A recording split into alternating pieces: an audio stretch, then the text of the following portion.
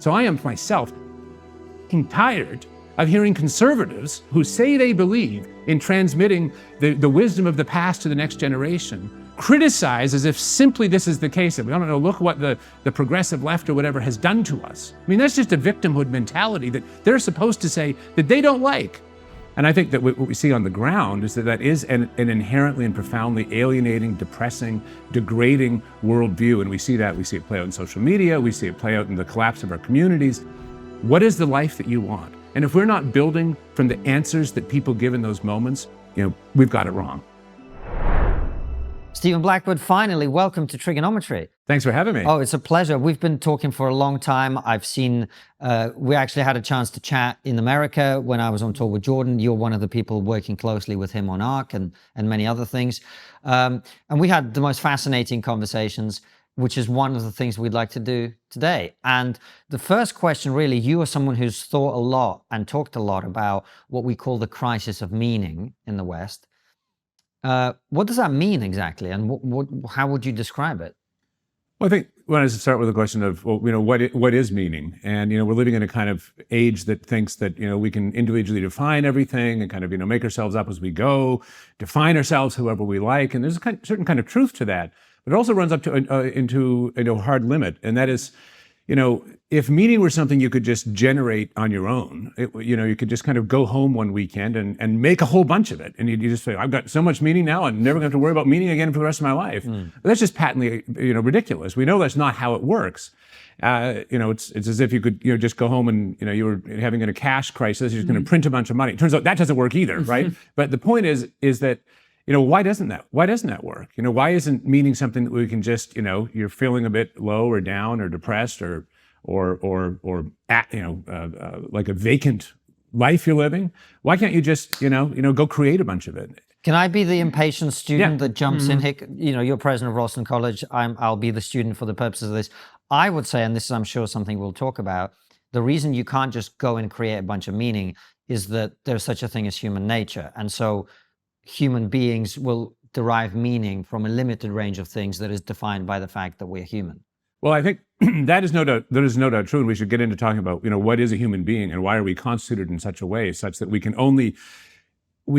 only recognize as meaningful certain kinds of things. But I would say that the characteristic of meaning that is most fundamental is it has to be something that transcends you, that you think transcends you. That is to say, love of family or country or beauty or truth or whatever. So it can't be something that's simply self-generated. And this is something that actually Viktor Frankl talks about, very powerful in Man's Search for Meaning. He uses the word self-transcendence, that the way to fulfill the self, paradoxically, is to transcend the self. And so you become more and more yourself in a way that you think is worth living, the more and more you are consecrating yourself to things you consider high order transcendent things. And so I think that the meaning crisis is fundamentally about, people feeling alienated from the things that would enable them to live lives worth living. And so the question is, well, what does that look like? And I think it's actually not that complicated. Is that to live a life that's meaningful is to be able to,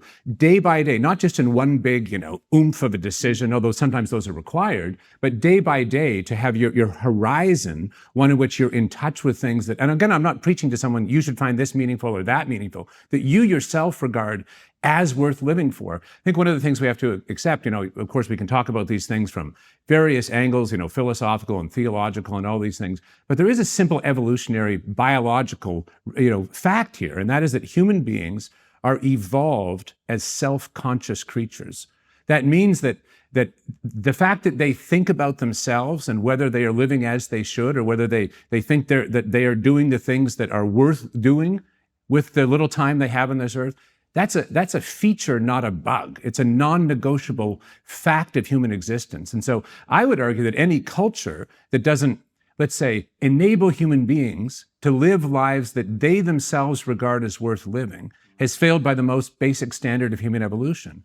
And so the meaning crisis, you might say, is I think, we could say it's consequent on a kind of widespread ideological nihilism. We could give any number of different reasons for this. There's ideological ones, there's material, cultural, and technological reasons. We should talk about them all in a sense. But one of them is, from the universities and elsewhere, is a very prominent neo-Marxist view that there is no there. There is no such thing as truth or beauty or goodness or forgiveness or justice or reconciliation. These are all just constructs of the will to power, right? There is no real there. And what that leads to is a situation in which human beings are alienated one from another. There is no high purpose left to live for. And I think that what we see on the ground is that is an inherently and profoundly alienating, depressing, degrading worldview. And we see it play out in social media. We see it play out in the collapse of our communities, and so on. And so, what would it mean to make an answer to the meaning crisis? Well, it can only ever be fundamentally something that enables particular individuals, because of course human life can't be lived at at the level of abstract humanity. That's just not how it works. There's only ever real human beings with names and histories and families and so on. But what it fundamentally means is to foster a culture that provides a sufficiently diverse range of pathways for people to be in touch with the things that really make life count. And again, I don't think these are the big words we keep coming back to, beauty, love, truth, family, country, the place you're from, home. These words have purchase in our self-understanding precisely because they're the things that connect us with a world that we believe is worth laying our lives down for. Isn't what we're also talking about here that we've lost religion, and as a result of that, we have no way to deal with the fact that we are mortal, which is why you see so many of these crises happening. I think a crisis of meaning. Well, what does my life mean if I don't have religion to explain my life to me? What does my life mean if I don't have something bigger than me to sacrifice myself for? Well, I certainly think that's a huge aspect of the dynamic. You might say what religion does at its best, you might say the great world religions, the ones that have proven themselves to work, it's kind of like there's an evolutionary facticity to this that, some have sustained over time. Why is that? Because they appear to have helped people answer precisely those questions. And I think what religion does in a way that, say, philosophy can't do, let's say, for the masses, is it gives you, in the form of images or stories, a connection to that realm of the transcendent. And once you've, I often use the metaphor of closing the horizon or darkening the horizon. That's, you think about opening up of a horizon. You're able to see yourself on a plane or in relation to a future, to a history, to a hereafter, to a goal that then gives your today meaning that makes all the difference in the world. I mean, there's the famous example of you ask a person who's carving a stone that's going to go into a cathedral, what they are doing, and in a way, there's two answers they can give. One is, I'm just hitting this rock. And the other is, I'm making a cathedral. And, it's the same activity. But when I said, I had the opportunity to have a conversation once with the American author Wendell Berry, and he said to me, that's not quite right. He said, because it has to be both of those at once, right? It has to be both the craftsmanship of the right here, this angle, this just so, and that's true in all of our relationships. It's not all of our relationships and in the immediate fabric of our lives, like they matter in their particularity, but also they matter in their particularity because we understand them in relation to a wider expanse. And so I think, Francis, what you're saying about the loss of religion is that's one of the symptoms and one of the causes of this overall dislocation or unweaving, this unraveling of. But it's not only that. I mean, you can say the same thing about architecture. The difference between, a beautiful building, maybe it's your town hall or whatever the case. Maybe it's a country house near you or a cathedral that you hear the bells ringing from or whatever. It could be a very simple structure. In fact, one of the things we need to remember is that for all of human history, people generally built until about 80 years ago, buildings that were beautiful, transculturally, transhistorically. It's just a fact.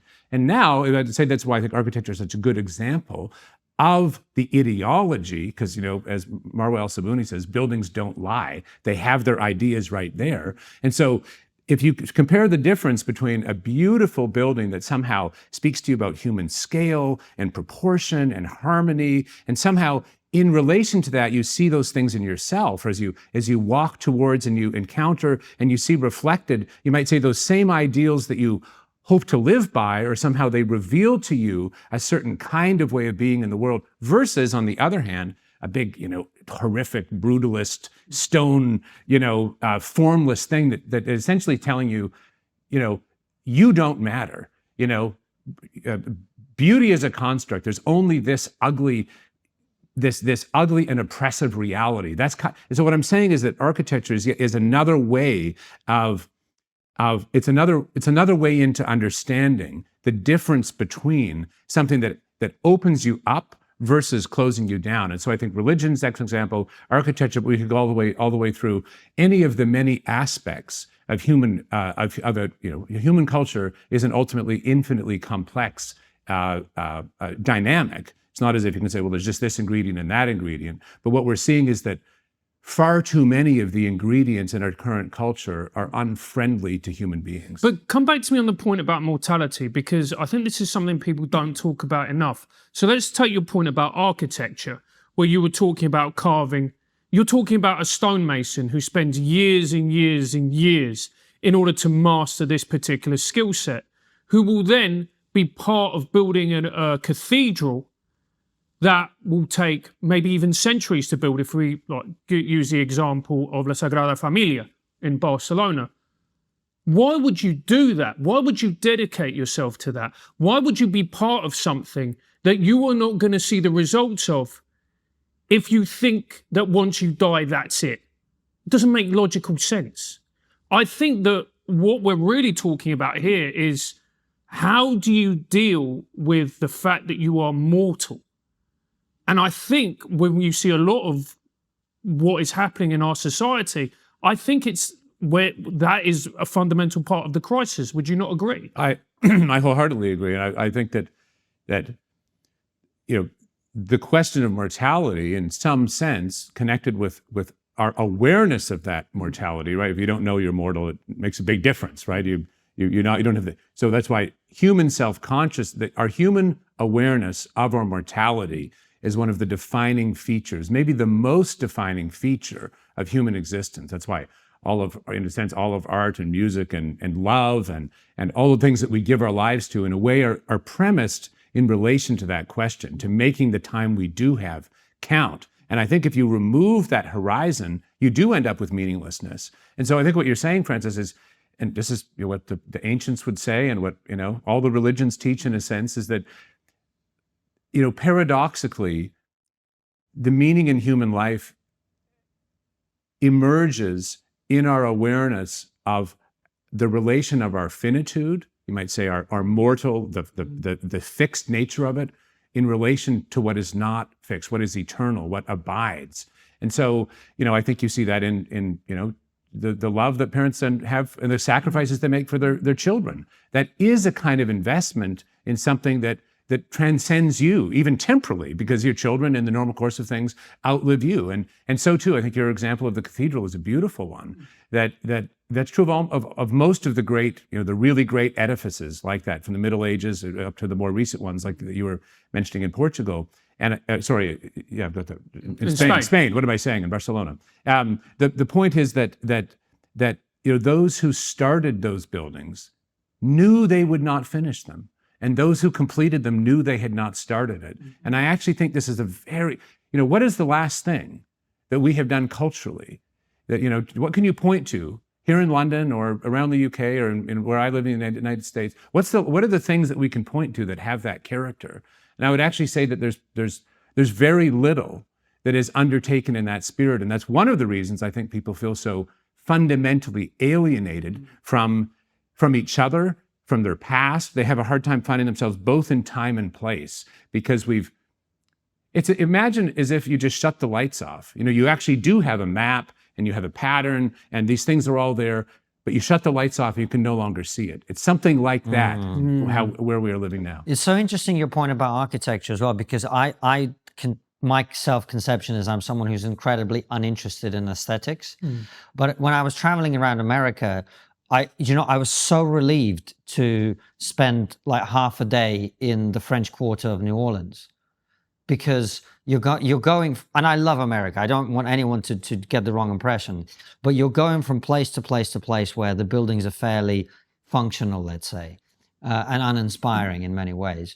And then you turn up in this place where it actually looks appealing. You actually physically want, even despite the fact that what's happening in those buildings and around them may not be exactly what you want to take part in, but just that experience of being in a place that's that has some kind of sense of history and beauty, and it was really revealing to me that was the case. Well, I think the thing is that we need to keep in mind about this is this is not in the remotely pretentious or some kind of haughty or just for the elites kind of idea. I really do think this is fundamental to human nature. I mean, you can look at, and the reason that we know this to be so is that it's the case with those who were the poorest of the poor, also throughout all of history. So you can look at 17th century day laborers' cottages in the Netherlands, and they're beautiful, simple structures. My own, on my mother's side, my own ancestors who came to Canada from the Ukraine, I mean, the first year, and this was to Western Canada, it was very hard, inhospitable environment in the winter. In the first year, those sorts of immigrants in that period built sort of grass mud huts. But in the second year, as they could cut down some trees, they built very simple but beautiful and simple structures. And what does that mean? I mean, I think it means that we understand ourselves in relation to certain realities, proportions, truths, and that we make every effort we can to build our environment. It's true of not only of the physical, but also of the relational. I mean, what does it mean to live in a functional home? You know, one where there's some reciprocity and you can make mistakes and forgive each other and laugh. I mean, these are simple things, but, you know, versus one that isn't, that's inhospitable and angry and unforgiving and abusive or whatever. And so I'm just saying that's another good example of what, why, for example, Plato would say that there's an ontological difference, unity, truth, beauty, goodness. These things are actually just more real, more generative, more powerful than their opposites. And I think, you can put that as I just have tried to do in a kind of abstract sentence, say, well, what does that mean? But we all know what it means in our day-to-day lives. Like, what are the stakes? What kind of home life? You might ask all of our listeners, what do you want your home to be like? What do you want your relationships to be like? What would you consider? That's it. That's the life I want to live. And that, I think if we're not asking those kinds of very simple bedrock, like not some kind of, well, what does this philosopher have to say about this? I mean, I've given a lot of my life to asking those questions, but ultimately those questions have to be fundamentally connected to this very most basic, like, let's call it empirical, to use the the scientist word, let's say, empirical realities, just with a gun to your head, what is the life that you want? And if we're not building from the answers that people give in those moments, we've got it wrong. Do you think, sticking with architecture just for a moment, but I think it's an interesting window into everything else, do you think that part of the reason that we have what we have is urbanization, that we've got way more people living way more on top of each other? The guy I always quote is a guy called Desmond Morris, who wrote a book called The Human Zoo. And his central thesis was essentially, when you put animals in the conditions that human beings now live in, you get exactly the same pathologies, violence, mental disease, lack of reproduction, something we talk about a lot nowadays, etc. Do you think we've just got too many people living on top of each other? Do you think this is a bigger thing than that? Well, on the one hand, cities are very important. They're places of exchange of ideas, and often they're on ports. They're places of exchange of goods, and so on. So I'll be the last person to say that cities are not wonderful, or places that are can be great achievements. Think of Alexandria or Paris or whatever throughout the centuries. Great achievements of human civilization, of the human spirit. On the one hand, on the other hand, precisely because the city is abstracted from, you might say, the more fundamental or natural conditions of survival, it can be, it is, and I mean, the framers of the American Constitution understood this very clearly. You might say it's abstracted, it's abstract. And so you can have this kind of world in which, well, and we see this in the West writ large now, there's a sense in which everyone's living on the accumulated wealth of certain habits and of the past. You know, we're not having a caloric deficit in the way that we did. I mean, just beyond living memory, like in the late 19th century, people died of starvation over the winter in Sweden. Okay, that's like 1870, 1880. You know, it's not very long ago that people, you know, just a few hundred miles from here could not make it through the winter. Okay, so you know, what am I saying? I'm saying that we need to keep in mind that human beings, you know, if you want to look at the, you know, the upper late Paleolithic, I mean, the long history of what we are, right, is constituted in relation to you know, needing to provide for ourselves, needing to have small communities that were actually the framework in which we could, you know, I don't know, hunt the wildebeest or the mammoth or whatever, and you know, tell our stories in the cave and so on. And so what I think we see in this abstraction is a loss of contact with realities that are not negotiable. Now you can survive that for a few generations, right? Like if you have lots of wood in your shed, you might be able to get through a winter or a few winters or whatever, but at a certain point it runs out. And if you've forgotten where to find the wood or, you know, where to find the calories or whatever, you're in serious trouble. And so I think that, you know, one thing we see is this leads to what I would say is the presumption and kind of idiocy of certain, we call them elites, but I don't like using that word because they're so not elite. There's no sense in which they're elites in the true sense of the word, like say, people chosen for rare talent to serve high purpose. That's, you might say, a positive vision of what an elite could be. But the point is that right now, for example, in America, most of the people making those kinds of decisions, they've never slaughtered an animal. They've never had to cook for a large family. They've never had to deliver a package. They've never had to grow their own food. And so, you know, what I think we have is we're at a moment in time where people making decisions, in a sense for everyone, are radically out of touch with the basic terms and conditions of human survival, let alone thriving. Let's talk about something that might just change the way you see the world. Many of you will know that Christianity has been a subject of fascination for me. Christianity isn't just a religion. It's been the bedrock of Western civilization, from our legal systems to why we feel slightly guilty about having that extra biscuit. Yeah, maybe that's just me. But understanding Christianity in today's complex world can be a challenge. That's where the 321 course comes in. 321 is a free online video-based course that provides a compelling introduction to the Christian faith without assuming any prior knowledge. Over 4 engaging sessions, you'll explore profound truths about God, the world, and your place in it. 321 offers a perspective that's hard to find elsewhere. And just in case you need more convincing, TRIGGERnometry favourite, Louise Perry, who's been on the show and knows her stuff, highly recommends this course. So you'll be in good company. So why not check it out? It's free. There's no hidden costs or spam. Just head over to 321course.com/trigger, sign up with your email, choose a password, and dive in. That's 321course.com/trigger.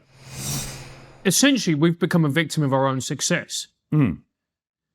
Which therefore means that in order for us to reconnect with what made us successful, we have to become less successful. That's a Typically depressing. let's put it this way. That may in fact be inevitable. Let's hope that it's not true. But you know, that of course is one of the ways of understanding certain kind of cycles, that, you know, the very virtues that produce wealth are lost with wealth because you don't have to have those virtues anymore, and then you end up in a crisis in which you have to rediscover the virtues. So I think there is you know, we see this in family histories and cycles. You know, it's so interesting you mentioned that, because that's something I've thought about recently and talked a little bit about, which is that people are very wary and suspicious of families that have been able to preserve wealth and influence over several generations because of just how hard it is to do. And it seems like the question for us now, very much speaking to your point, Francis, is how do we find a way to be the Rockefellers and the Rothschilds and the whoever's instead of being like most families where the first generation earn it, the second manage it, and the third squander it? How do we do that? I think that's the, so to speak, million-dollar question of our time. I think it's a lot more money than that. It's a lot more money than that, exactly. Yeah, after COVID, $1 million ain't a lot anymore, mate, sadly. We're in the decatrillions now. Yeah. Well, let me give you a couple of possible answers to that question, and I think the first is very important. The first, that your observation, Francis, that there's a sense in which, either we're going to come up against a very hard reality, war, famine, whatever. That's one option. Or is there another way? Like, is there another way? And well, that other way would have to have a kind of voluntary character to it, right? Because you have the involuntary, the crisis, and then the other is you see and you understand. You look down the horizon, you see what's coming, and you say, well, how can we adapt to this massive tsunami of crisis of meaning or of Western civilization, however you want to put it. And I think that's where we come around to another kind of necessity, and that's the necessity of human meaning itself. And I think that given that we are, I think, living in a massive crisis of meaning, it's a bit like if we were to understand the crisis of meaning by the metaphor of hunger. And if you imagine that you have a group of a controlled population and you give them, just exactly the number of calories they need to live, on day one, but every day thereafter you reduce it by 1 calorie. Well, weeks go by and no one even notices, right? Well, like, what's a few dozen calories? But after a few months, you're starting to think, I feel a little bit hungry. Well, maybe I won't get something to eat tonight, but I'll just eat in the morning. I'm not that hungry. But, after a couple of years of this, as you get to the point where you're so hungry, you'll do anything to get something to eat. Now, most of us have never been in that situation. But the point I'm making is that I think that's what's happening with the crisis of meaning. It's gone from a kind of, dull, throbbing in the background to a roar in the present. And Which is why more and more people are noticing it. Yes. And once that's the case, once that's the case, when people get to the point where they're awakened, they think, no, the most important thing to me, it's not that I have a fancy house. It's not that I get, the right internship at the right law firm or whatever. The most important thing to me is that I live a life that I regard as worth having been lived. Then once you get to that point, I think there are all kinds of opportunities that come into view, because you have hundreds of millions of people wanting to do precisely the things that would answer the crisis of our time. And so in a way, the crisis is also an opportunity, and the opportunity is the answer to the crisis. Do you not think as well that we talk about meaning, but meaning and self-sacrifice are linked? Like, take this show. The reason this show works is because when we interview people, we accept that we are not the most interesting person in these chairs. It's the person we're inviting onto the show. But if we were going to be one of those people who are going to be like, well, actually, it's all about me, the show wouldn't work. The interviews would be unwatchable. No, it would be terrible. And actually, what we're seeing more and more is people going, well, no, it's all about me. Well, then if it's all about you, then you're never going to create anything of value or worth, because you can't work in a team. And that's what you need to do in order to create cathedrals or businesses or sports.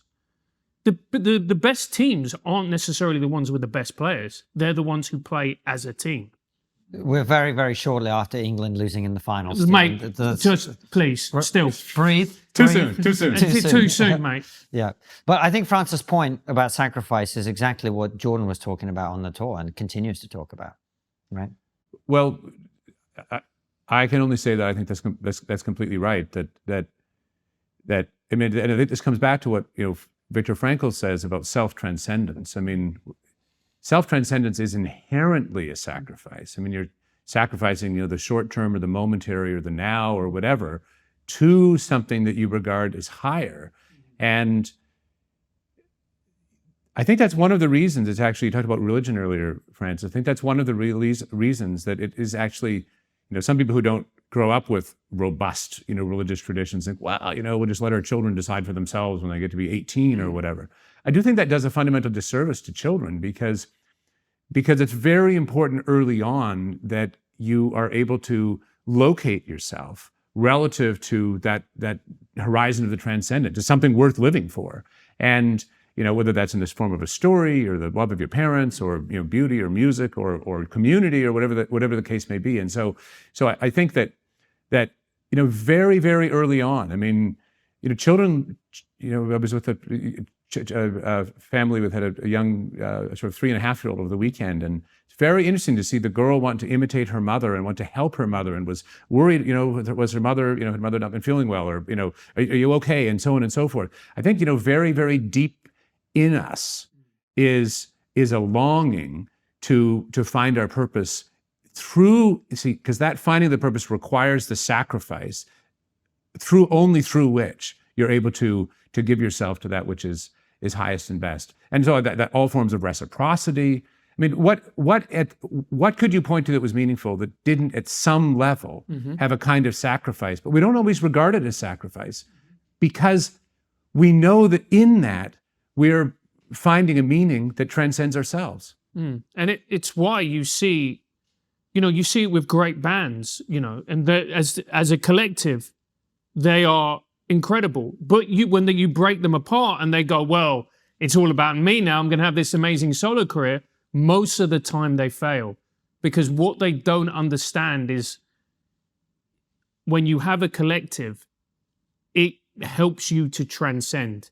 And it helps you to balance out the things in yourself that maybe prevent you from transcending. It's so well said, because you might say at the simplest level, what does this mean? Like, what advice would you give to someone who, and this is, I think, actually true. If you're depressed or lonely or whatever, you can spend all day thinking about yourself. You can spend all day thinking, what are my real problems? And maybe I need to go a little deeper into my history and a little more, excavation of my childhood. And again, I'm not saying we shouldn't think about ourselves, but you can spend all day and just feel worse at the end. I mean,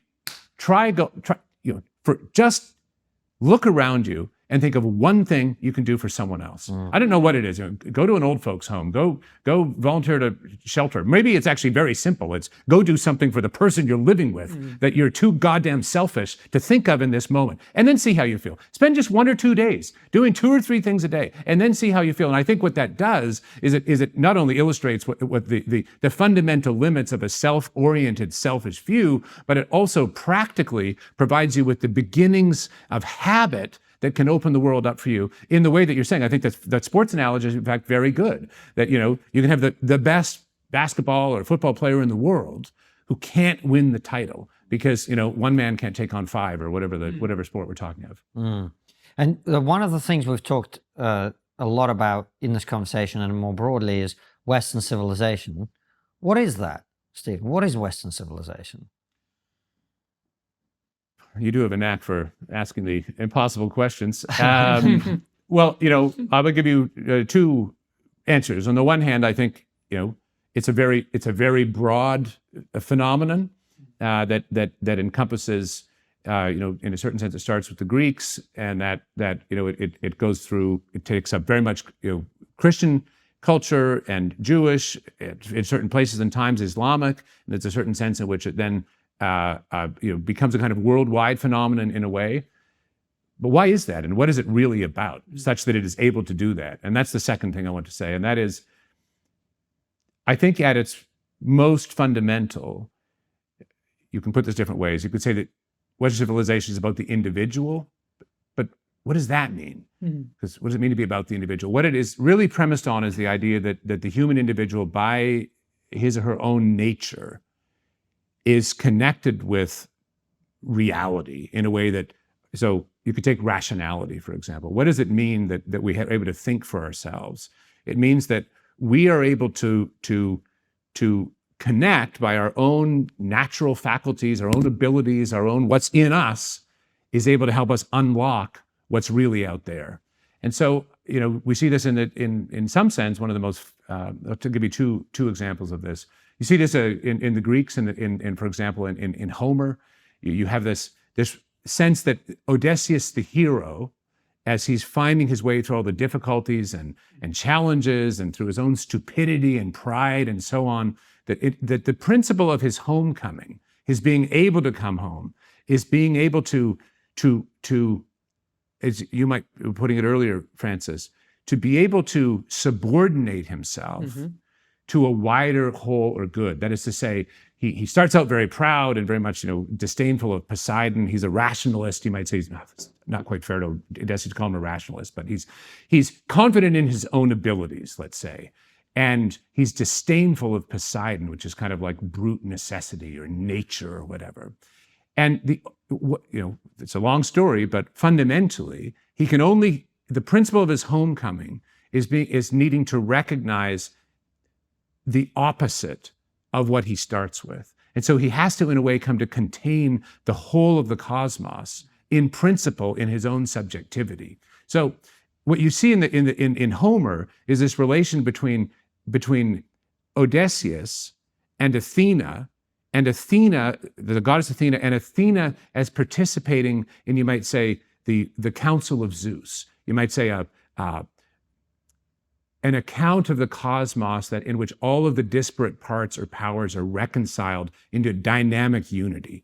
And something very similar is going on in the first words of the Gospel of John. In the beginning was the Word, and the Word was God, and there was nothing made except through the Word. What does that mean? It means that the cosmos, everything is inherently intelligible. That doesn't mean that doesn't mean that we understand everything, but what it means is that in principle, the world is understandable and we are understanding agents. So I think fundamentally, this is the premise of Western civilization, that the individual matters because the individual is connected with what is most real. And we can put that in terms of truth or beauty or the sacrifices we make to get there. But you have to ask yourself, what are fundamental human rights premised on? I mean, if you don't have the ability to make, actually the ability to navigate and decide for yourself, well, you shouldn't have any rights. You shouldn't have any, let's put it, you should not be delegated the choices for yourself if you do not have the choice-making faculty within you. And so, at its most fundamental, the Western civilization is based on something like the idea that human beings are made in the image of God. And you can put that in a theological framework, but you can also put it in a philosophical one, or in an economic or market-based one. It really fundamentally means that we ourselves, by our own nature, have within us a connection to the principles that govern the entire cosmos. And why has this idea of what I call the sanctity of the individual, why has this idea allowed the West to be as successful as it has been? Because it feels to me that whenever we talk about the West, when I was in Australia, they asked me to talk about this and I was feeling my way towards some kind of answer, that what we've lost is the ability to know deep down why the idea that you just described is directly connected to the outcomes that we experience and would hope to preserve. So how does that work? Why is the idea that you and I and Francis and everybody listening to this has worth and value in and of themselves? How does that translate into economic success, military success, geographical, all of that? Well, I say two reasons fundamentally. The first is that if you treat people in a degrading way, you coerce them, you take away their agency, you enslave them, whatever. Well, they don't like it very much, They, I'm not trying to be cute here. I mean, that just what that does to your own psyche, to your own sense of yourself. I mean, of course, it's going to make you less productive, either because you don't have the choices that you would otherwise make if you were free, or because you've been abused and demeaned in such a way that you no longer can realize that agency. So that's one reason. And then, to put it positively, it's simply a fact. I mean, this is why complex systems can't be centrally managed. It's why free markets are ultimately, broadly speaking, within the rule of law and so on, with certain incentive structures and so on. Why they are far more efficient, why they produce far more wealth, and that has fundamentally to do with the fact that you are delegating or you are distributing the decision-making power at the level that the information is. And that's just how reality works. I mean, you can give any number of kinds of examples, but it's It's the principle that enables the maximum discovery and creation of value at every level. It's true economically, but it's also true relationally. I mean, what, someone who lives over there is going to tell me, whether I should get married and to whom, or whether I should pray and how, or what kind of a house I want to live in, or what kind of music I want to make, or what kind of world I want my children to grow up in. I mean, what I'm trying to say is that this isn't just a kind of ideal or kind of, well, it's one way of doing things among others. I'm saying this idea is powerful because it's true, because it's actually representative of the fundamental nature of human beings and their relation to the world. And it's not just human beings. I mean, you can take other examples. You can take, imagine it's tending a plant, an apple tree or whatever. I mean, that can't be done remotely. It's only here, right? It's only here. You have to feed this one in this way in order for it to grow with the right kind of sunlight and so on. And so what I'm trying to say is that there's no one-size-fits-all solution for human beings other than to affirm their particularity in their realization of themselves. And of course, there's a universal human nature in the sense that all human beings have that in them, but it can only be by definition realized in free and particular ways. Do you think that's part of the reason as well why our civilization and our culture appears far more stable than communist societies, for example, totalitarian societies, authoritarian societies, where they broadcast the appearance of stability and strength, but deep down they're fundamentally unstable? I think that's well said, and I think that brings out 2 points. And one is that, this is why the rule of law is so important to, financial stability, for example. People don't trust that their banks, the money they put in their bank is still going to be there tomorrow. A lot follows from that. Like the entire society begins to crumble in any kind of complex way. And so on the one hand, you need that kind of bedrock stability, I would say, which the tradition of free agency of individual rights and freedoms and common law here in England and so on, all of that follows from that. But there's another sense in which Western civilization is way less stable, and that's in a mostly good sense, and that is that, free and independent human beings, they're always creating, they're always destabilizing, they're always asking why. They're always saying, we've done it this way in the past, but maybe we could do it this way. And so one of the amazing things about Western civilization is how unbelievably productive and in that sense unstable it has been. So you have to go back, it's only 2,500 years ago that, the ancient Greeks, we're talking about Plato and so on. From now to here, I mean, look at what has happened in that. There were millennia in Egypt, from what I can tell, in which, it was fundamentally stable, right? I mean, how can you tell this year apart from that year? Now, I'm not an Egyptologist, so, maybe I'm very ignorant about this. But there is a sense in which you have thousands of years of stability.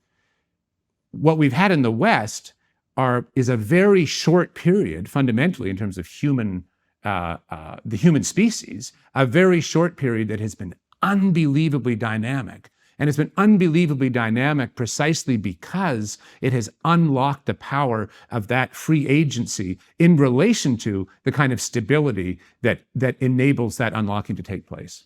And I think the dangerous moment that we're in is that there is now this accepted narrative that this Western civilization is evil and disgusting and it must be dismantled, without actually understanding the ramifications of what it means to dismantle our civilization. Completely right. I mean, what the hell do people mean when they say that? I mean, what do they really mean? Let me give you an example. When I was a boy, my family moved from Western Canada. We lived in the frontier, you might say, in Alberta, to all the way to the Far East, to Prince Edward Island, and bought an old fixer-upper house that had been a farmhouse built in 1867, I think it was, and there had been a modern porch added to the house, and it wasn't very well done, and so my dad wanted to make that part of the house, and so it was Mother's Day 1984, I think. He was a big 6'5" guy. He took out his sledgehammer. He just, he was huge and strong. He just went to town on this wall, and wood and debris flying everywhere, and got everything cleared out. And there was this one post, and he just started hammering on this post. And as the post began to come out, the entire roof of the house began to sag. And it's a simple metaphor, but the fact of the matter is, if you don't know what the load-bearing structures are, you shouldn't take a sledgehammer to them. And I think what we see in our own period is people thinking, oh well, free speech. Oh well, protection of property rights. Oh well, you can go down through the list. Oh, what does this matter? Let's knock that one out, knock that out. At a certain point, the house falls down, and I think we're actually at a point in which the assault on things that are holding up the entire edifice, our trust in each other, our ability to provide for ourselves, our ability to live in safety, our ability to navigate complex geopolitical environments, those very things are, I would say, existentially at risk. But I would put it to you, Stephen, that in your father's case, he, I am sure, would have noticed the roof sagging and stopped hammering at the pole. The problem is, I think that when we live in a large society, there are different agents with different motivations. And quite a lot of the people who've been allowed to be knocking down some of these poles, they're not motivated, as your father was, by the desire for improvement. They're motivated by a sense of deep nihilism and a self-loathing. It feels to me, just as an outside observer who came here from a different society, when I see people gleefully ripping down things that, and it's not just like, look, I think the contemporary examples we might give is, statues of slave owners, let's say. It's a contentious issue. We're sitting here in Westminster 100 yards away from the statue of Winston Churchill, which was daubed with the words, "was a racist." Like, these are, if you want to think about the core belief structure of what it is to be English or what it is to be British, most people would view Winston Churchill as like the bedrock of that. And to see that happen, and then, this is the more important bit, the police response, which was just to board it up. There was no real defense. It was more like, oh, please don't hurt us. That to me is telling of something completely different. This is not well-motivated people trying to, build a new porch. This is people who just don't like the house at all. I think that's well said, and you're right. I should have added to the story that my father stopped hammering and called in a contractor, and they had a steel beam put in to replace that one. And they beautifully and slowly and painstakingly renovated this old farmhouse over many years. So you're right to say there was a responsible and positive ethic present there.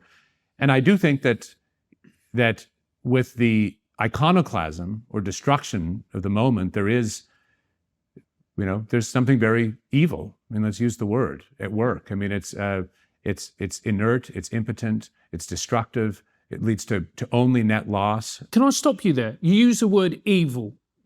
First of all, what do you mean by that word, and why do you use it? Because that's a very strong word to use, because there'll be other people who go, well, this is misguided, or this is just, kids being kids, or whatever else. Why did you use the word evil? Imagine a burglary at your home. You may be surprised to learn that according to the FBI, most break-ins happen during broad daylight and spike during the summer. That's why you need SimpliSafe home security now. SimpliSafe is the only security company I trust with my own home and my family's protection, offering peace of mind whether I'm home or away. With fast protect monitoring and live guard protection, SimpliSafe agents can act within 5 seconds of receiving your alarm and can even see and speak to intruders to stop them in their tracks. Plus, if you're as handy as me at DIY, then you'll be glad to know it's super easy to install and activate your SimpliSafe system. It takes less than an hour. You'll never be locked into a long-term contract, so you can cancel at any time. Pricing is transparent and affordable at less than $1 a day with no hidden fees ever. Protect your home this summer with 20% off any new SimpliSafe system when you sign up for Fast Protect monitoring. Just visit simplisafe.com/trigger. That's simplisafe.com/trigger. There is no safe like SimpliSafe. Why did you use the word evil? Well, I think that it's important to use words carefully, and one could have a very interesting conversation about what is evil. What is evil versus good? What do we mean by those words? And we should have that, though our time is limited today. But I suppose I want to use that word for a very simple reason, and that is to register the net destructive character of what is being done. There are times when you say, well, someone meant well and so on, and that is true. And I think it's actually very important to be sympathetic with people whose motives, frankly, we don't understand. But it is also possible. I mean, if you see someone, I don't know, the abuse of a child, for example, let's take something that's just incontestably evil. It's important to call that by its name. It's important to acknowledge the stakes of the moment rather than being caught up in, an endless kind of, quibbling of nuance. Oh, well, this, and I love thinking. I love nuance. I love trying to get to the complexity of, it's not just two sides, there's often 20 sides of an issue. Let's get into that. It's the only way we can get an adequate answer to any real problem. But we should never let that desire to grasp the details and the complexity of things to close us off from fundamental, you might say, existential realities. Like, you get this kind of way in which you can end up equivocating about something, and you end up sort of saying, well, I guess that's true too, and that's true there. And you end up assenting to something that's just wrong and that is wrong. And so you have to let your thinking be in touch with that. And let me say one other thing about this, and that is that on the one hand, I think we have to be very clear about things we think are really profoundly destructive. Because if we're not, well, you do end up, you can burn it all down. You can knock out all the pillars holding everything up. And what are we going to have left? I mean, this isn't a moment for endless equivocation or pacification of elements of contemporary life that are profoundly destructive.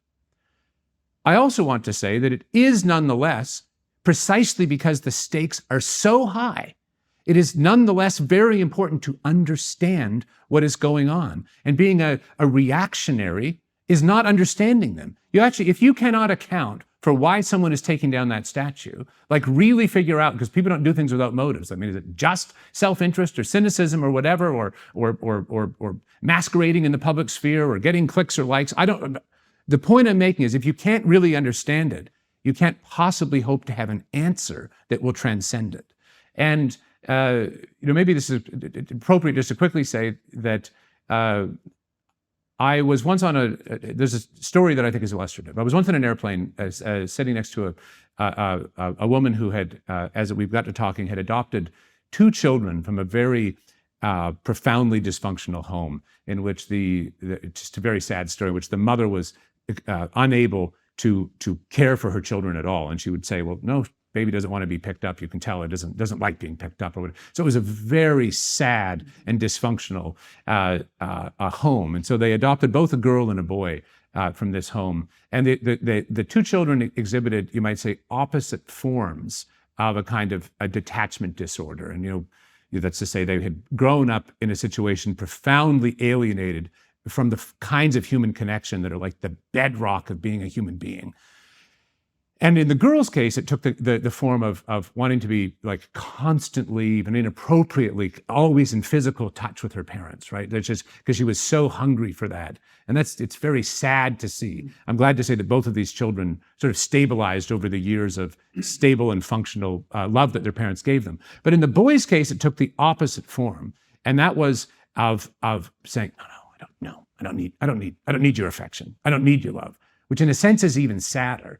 And the reason I tell this story is because I think that in a way we have both of these responses to the crisis of meaning at present today. On the one hand, you have the sense of immediacy, like I will create myself, I will change my gender, I can through my own existential will bring about any, I want it and I want it now.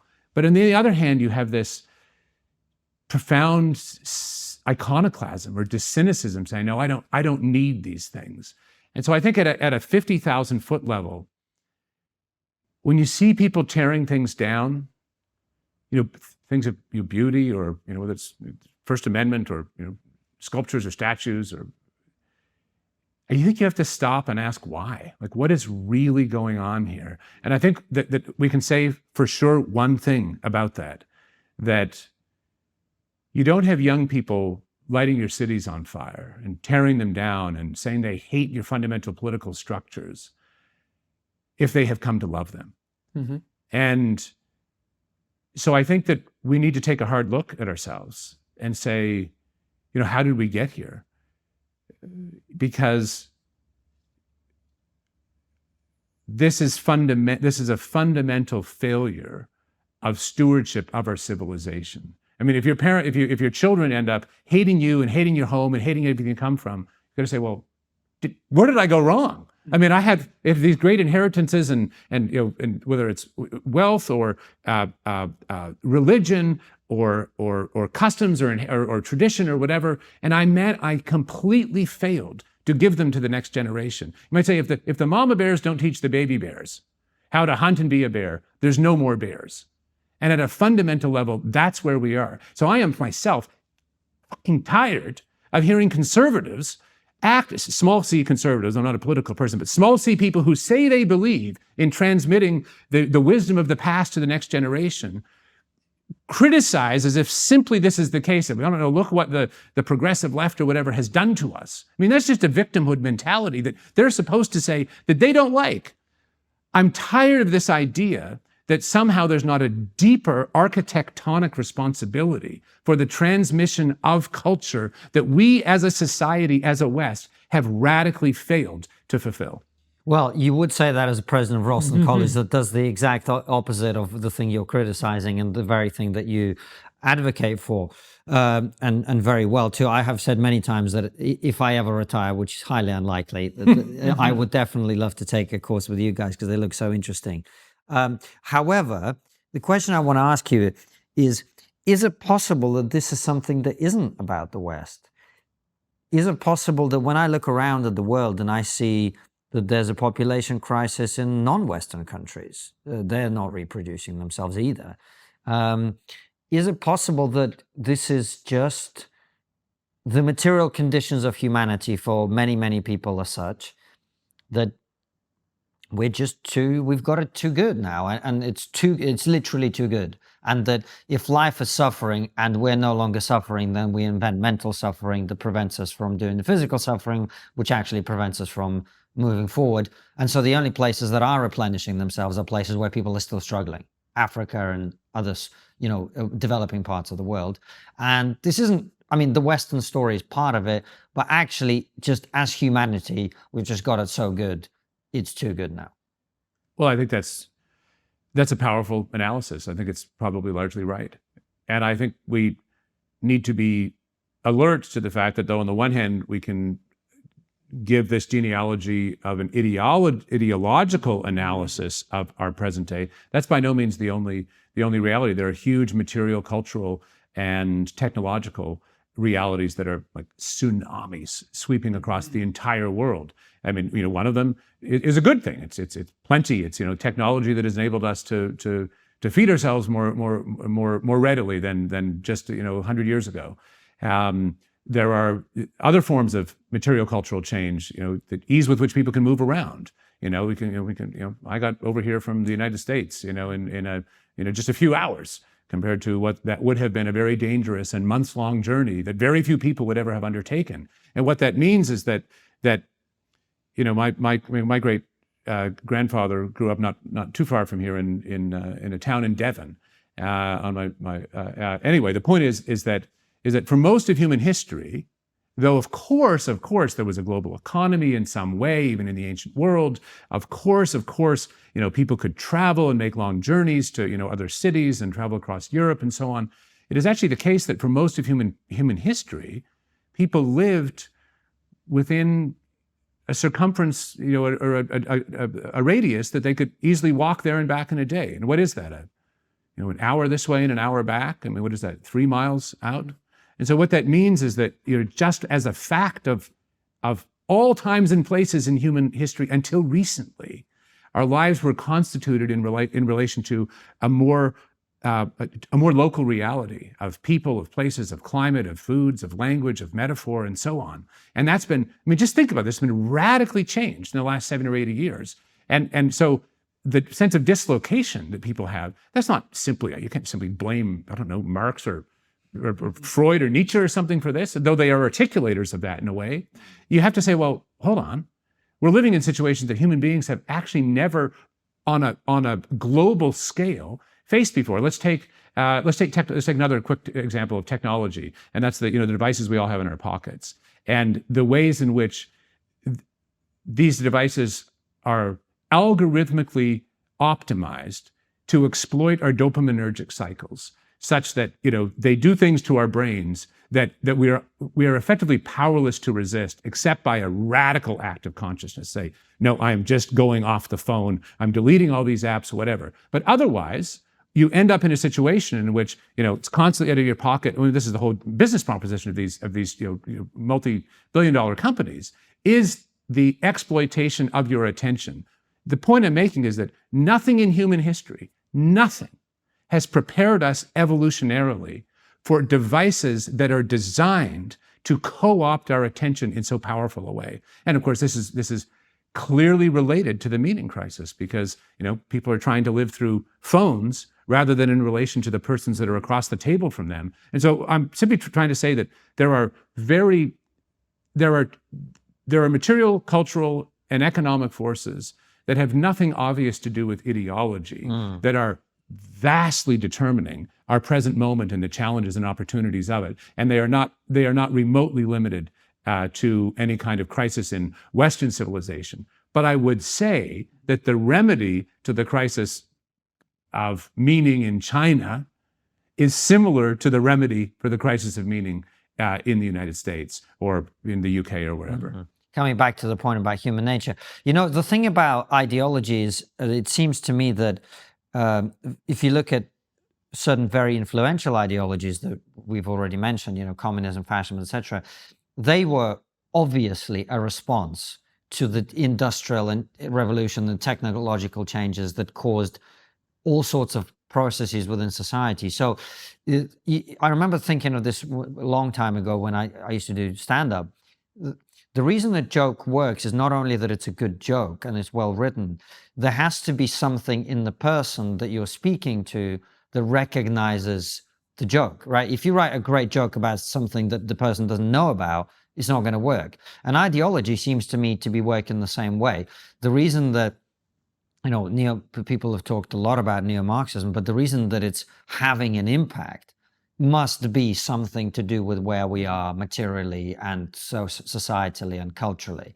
It's not like, there's this narrative on the right, which is like, these evil Marxists have taken over the university and they've brainwashed our kids, which I agree with, like that has happened, but that isn't what's caused. Do you see what I'm saying? Yeah, I think that's very well put. I mean, you can look at long stretches in the late Roman Empire where what you have is a kind of massive regime that is very hard for an individual on the ground to find a meaningful life within, right? So it's this huge kind of like behemoth. There's no care for the individuals. So it's very interesting at that time. Broadly speaking, you have these Hellenistic philosophies emerging of Stoicism and Epicureanism and skepticism. Because what those really are ways of individuals trying to navigate this huge unfriendly reality and say, well, wait, how can I find some self-possession or peace or ataraxia, that is one of the words that they use, a kind of freedom from all of this contingency and the madness of the world. And so, of course, I think it makes sense that in an age in which these larger structures or vehicles of meaning have been deconstructed, that you should have people. I mean, can you blame people for thinking, I'm just trying to figure out where the meaning is here? And this is one, of course, we all know there's a sense in which, some of these movements are cynical, totalitarian, neo-Marxist, whatever. But that doesn't mean that the people who are thinking that there's truth in them, that they are that way. It may be that, take BLM, for example. It may be, and I think it actually is the case, that there were millions of people who were moved by that because they thought, it actually isn't right. These, that there are kids in this inner city who are, getting shot up by gang violence. There's something wrong there. Anyone with a modicum of an appreciation or love or desire for justice can recognize that. And if no one else is talking about justice in a way that is adequate or powerful, then the ones who are making some point, however, problematically or cynically or whatever that it may be taken to be, well, then of course that's where someone is going to say, well, hold on, there's a real point here. And so, I think what's important is that we acknowledge that underneath, here's another example. There's a way with some of the woke stuff that, it's always it's giving an account of why you feel like a victim or why you feel that you've been victim. And well, so of course, I mean, everyone has at some point been damaged or hurt by others, or that's the sad truth of a finite world. I mean, we all grow up with wounds, and some of us with terrible ones. And then the question is, well, how do we understand those? And if we don't have, as you were saying earlier, Francis, a framework that actually allows us to understand this in a big sense, and has a story of suffering and redemption and of triumph over adversity and love for others and forgiveness and big things, well, then of course you might end up with a much shallower account. Like, I'm a victim and these people should be destroyed. And so I think that we need to step back so we can actually understand the mechanisms of how these ideologies are unfolding, the reasons people are taking them up. And only then could we provide, you might say, a more substantial and adequate alternative that would transcend the very problematic and destructive outcomes those ideologies are having on the ground. Stephen, it's been an absolute pleasure to have you on the show. Thank you so much. Before we go over to locals, where our supporters get to ask you their questions, we always end the show in the same way, which is, what's the one thing we're not talking about as a society that we really should be? Before Stephen answers, when the interview is over, make sure you head on over to locals, click the link in the description to see this. Is religion the only true lifelong solution to the crisis of meaning, or are there secular alternatives? And if so, what are they? I think there's a very important moment that we're living in culturally, historically, right now, and that's artificial intelligence. Do you think one can simply choose to believe in God in a kind of Christian utilitarianism, or must we inherently be believers of the divine for it to fulfill us and lead us to a meaningful life? I'm going to go with human nature. What is a human being?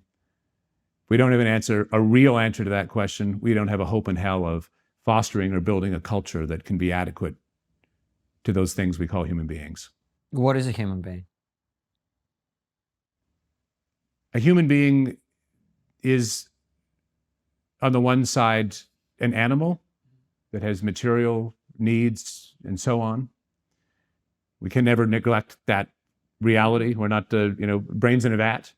But it is an animal that is self-conscious and that needs to understand itself in relation to this horizon of the transcendentals we've been talking about: truth, beauty, goodness, and so on. And so I'll just say quickly that, I live in Savannah, where we have these beautiful oak trees, live oak trees, and every year in the season, the oaks put off these acorns, hundreds of thousands of acorns around the city. Well, every single one of those acorns is potentially a magnificent oak tree, but almost none of them become oak trees, right? And why is that? Well, because they don't have the conditions for the realization of that potential. They don't get in the right place in the ground with the right water and sunlight and so on. Now, by extension, human beings have a nature, right? They have a potential. Each individual has a potentiality to become something great, and that could be great at any number of different ways. And I don't mean that they're all going to be Bach or Churchill or something. It can be people who love, people who live lives that are meaningful. But that potentiality is not inevitable that it will be realized. And if we don't have a robust sense of, let's call it, the spiritual nature of the human being as an entity that needs to understand itself on a horizon of beauty and truth and goodness and so on, then we can't possibly foster a culture that enables that realization. Stephen, thank you so much. Join us on Locals, where you get to ask Stephen your questions.